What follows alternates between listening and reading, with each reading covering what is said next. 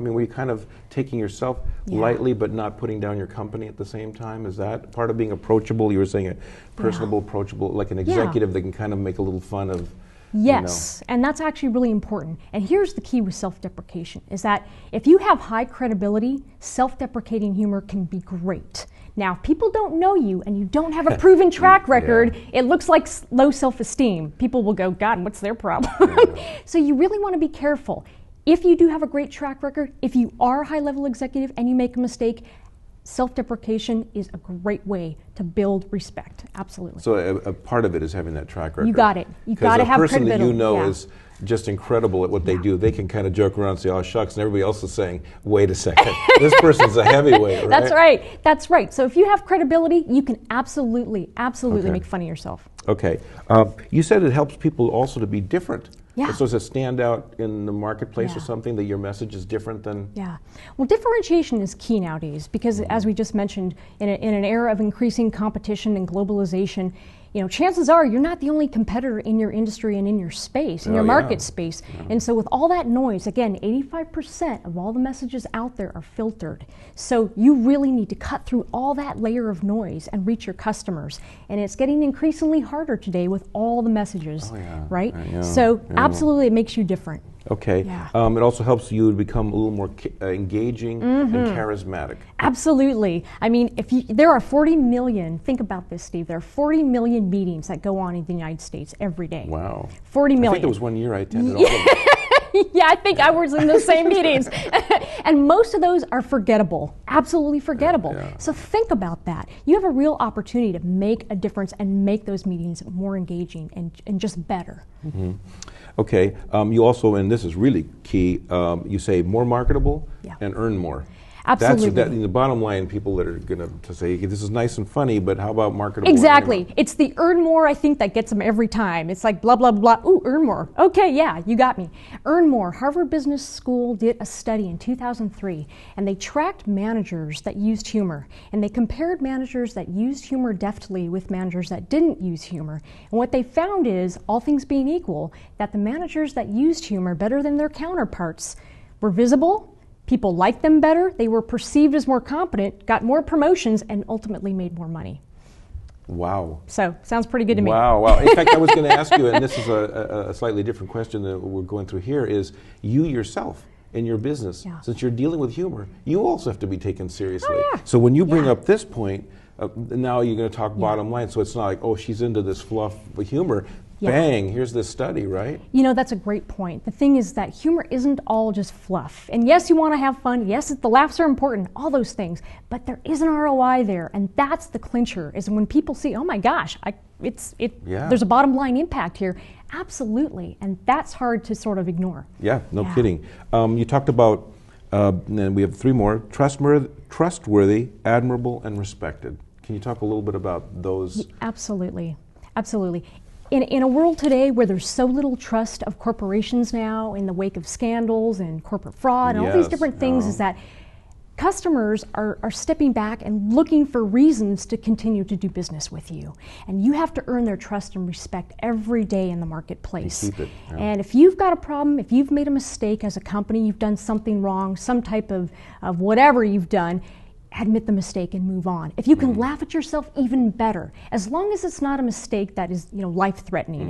If we're talking a big mistake, then there's got to be more than just humor. You probably also want to seem contrite, right? If it really blew something. You really do. You want to seem contrite. So depending on the degree of the mistake, if the mistake is absolutely life-threatening to your business, humor's not the time. But if you had a little bit of a delay in your product shipment date, if you had a problem with one of the products, nobody got hurt over it, laughing at yourself through a commercial, perfect. Absolutely. Okay. How about some of the ways and places to use marketing in marketing communication? Like I would think, you mentioned website. Can you talk about some of the different channels that you can use, integrate humor into it? Humor can be used anywhere. That's the great part about it, is that anything that's written, so your collateral, your advertising, on the radio, whatever, print, in your speaking, again, funny makes money. And so all those marketing and sales presentations, absolutely ripe for using humor. You betcha. Websites, website copy, a top 10 list, Cartoons, everybody loves cartoons. Cartoons, pictures are worth 1,000 words, and people love cartoons, right? It kind of breaks up the monotony of a website. So, now, I've never seen humor on a piece of collateral, like a data sheet. Is that inappropriate for that? Do they want to know the nuts and bolts, or can you even have humor in a piece of collateral? You can actually have it in collateral, and it depends on your audience. The thing you have to ask yourself is it appropriate for my audience? And depending on that answer, it could very well be. Yeah, absolutely. And I've seen it done really well. I've also seen it done very badly. Yeah, well, see, now maybe you can address this question. As a career coach, people say, well, in this interview, I'm going to start out with a joke, or I'm putting in humor in my cover letter, and I'm thinking, you do not know the humor. First off, they can't pick up any of your intonation or anything else, so they may think, this is really an inappropriate joke, or is he taking this lightly, or she's, whatever. How do you figure out when the audience isn't going to be receptive to it, that maybe you're going to bother them or something? Or is there a way that you give people some guidelines of, use it in this situation, but back off here, or if you have any doubt, don't do it? Yeah. Well, I think it's what you just said, the last thing you said, which is if there's any doubt in your mind, don't do it. Because again, you're not going to be losing an account because you didn't use humor, right? That guy did not crack a good joke. I am not doing business with him. If that was our criterion, the world would fall apart, right? But that's not it. And it really depends on who your audience is, what the situation is. If you're a product and you've got a fun, hip product, think of the iPod, think of Apple. Well, of course, the nature of its product lends itself to something fun and humorous. It's playful in itself. And Google, Yahoo, there are brands out there that can do that. But even conservative industries that you wouldn't even think could use humor, banking, there you go, really? You read my mind, actually can benefit from using humor. And there are banks. In fact, Bank of Nevada is one of them that has been known for making great and humorous commercials that work. Absolutely. I'll tell you one thing I bet they have to watch out for is I've heard a few stories where humor didn't work internationally, or a symbol was offensive to somebody, and they come out and either it's the culture of the group, you don't make jokes, so I think they'd have to do a little research on the international scene before you just jump in and start. Yeah, and that's a great point. You absolutely do, because as you know, when we work in a global environment today, and we do, our business environment is truly global nowadays. That's true, huh?